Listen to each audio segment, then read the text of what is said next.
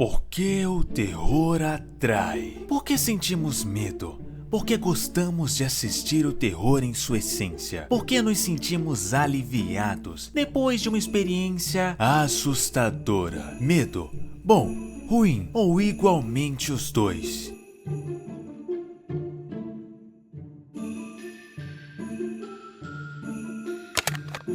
Bom, em época de Halloween, as pessoas procuram com todo o anseio e força de vontade meios de se prender à data especial. Só especial para os donos do marketing. Eles que faturam milhões com isso. Por que procuramos o terror como meio de entretenimento? Por que buscamos incansavelmente formas de nos prender em um suspense que corrói nossa mente e nos faz sentir-se presos juntos das vítimas? Perguntas que precisam ser exploradas em sua essência, em sua mais intrínseca magnitude. Precisamos cada dia diminuir centímetros do abismo que temos da ignorância, nos tornando pessoas mais sábias. Assim, esse estudo é importantíssimo. Sem mais delongas, vamos fazer com que as reflexões brotem de nossas mentes. Etapas horripilantes.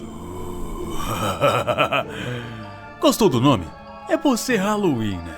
Usaremos de início a construção que a ciência deu para o medo. E quais são as etapas que nos fazem ter medo? O medo, assim como as emoções, faz parte de um grupo cerebral que corresponde a essas respostas instintivas. A amígdala é uma das áreas fundamentais para que essa emoção aconteça. Primeiramente, temos a reação instintiva dessa região, para logo após isso, esse espanto e confusão seja transmitido para nossos sentidos racionais, fazendo com que uma ação seja realizada de acordo com as informações passadas. O interessante é que tudo isso me lembra um sistema eletrônico, de tão perfeito ser o nosso sistema cerebral. Ainda temos um longo e infinito estudo sobre isso. Após a reação cerebral, temos a reação física, que se caracteriza com o aumento da pressão sanguínea, da frequência respiratória e dos batimentos cardíacos, além da pupila dilatar e os pelos se arrepiarem. Respostas corporais que nos dão a possibilidade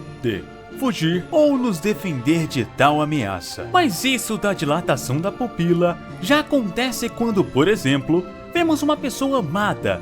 Então, segundo o professor de Ciências Sociais da UFSM e doutor em Sociologia Francis, ao tratarmos do medo, além da óptica da reação automática, ele se caracteriza como uma emoção provocada por uma percepção. Percepções assustadoras.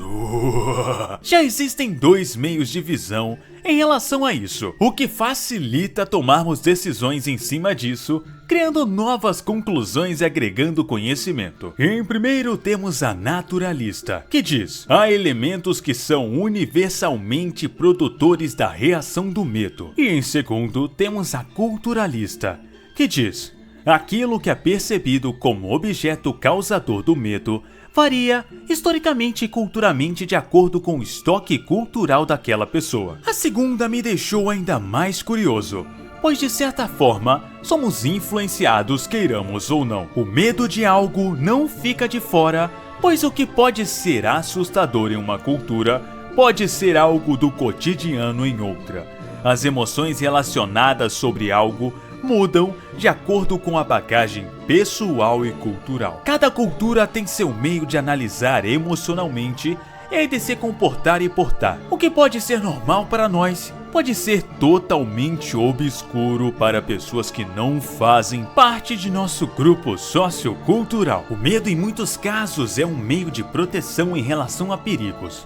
Claro, se não levarmos em conta a sua manifestação patológica, que é quando o medo se intensifica e pode não estar associado a um perigo real. Entendemos parte de sua causa e influência de acordo com cultura, ciência e vivência pessoal. Então, qual relação ele tem com a ficção e como o adaptam nas narrativas? O que faz um filme de terror ser bom? A teoria que iremos usar é a de Stephen King, simplesmente um dos maiores e mais bem elogiados escritores norte-americanos do século. Ele, que já trabalhou no gênero há muito tempo, tem como base 3 facetas para descrever um filme de terror que alcance o seu objetivo. Os 3 são repulsa, horror e terror. Em primeiro temos a repulsa. Em suma, é a reação física diante de situações que nos causam repulsa ou medo. De acordo com a psicóloga Bruna Smith, essas reações nos afastam de um possível dano ao nosso corpo de alguma forma. É importante lembrar que o nojo não se caracteriza como um tipo de medo, mas sim algo que possa vir com base em um medo ou situação que lhe foi infligida. Em segundo, temos o horror, quase que a representação do inimaginável. Ele faz com que nós, como espectadores, sentíssemos como se algo à espreita esteja se preparando para um possível ataque. O medo do misterioso, o medo do desconhecido, algo que não temos conhecimento e que não pode ser criado previamente por nossa mente. O obscuro, aquilo ou algo que nos aguarda silenciosamente na escuridão, o que nos prepara para uma possível luta ou fuga. Em terceiro temos o terror, quase que o horror, mas aqui o medo é cozinhado e maturado com o tempo. Uma série de fatores são colocados diante de você para que o terror aumente gradativamente. Você não vê a entidade, mas acredita que em algum momento ela irá aparecer. A crença no incerto, a tensão que nunca acaba e te deixa cada vez mais aterrorizado.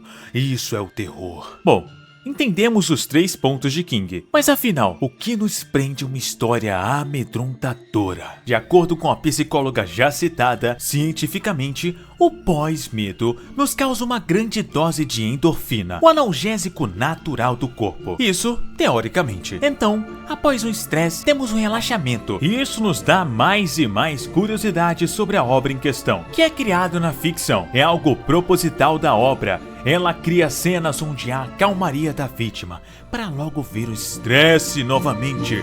E mesmo relaxados, ainda assim sentimos como se algo de ruim fosse acontecer.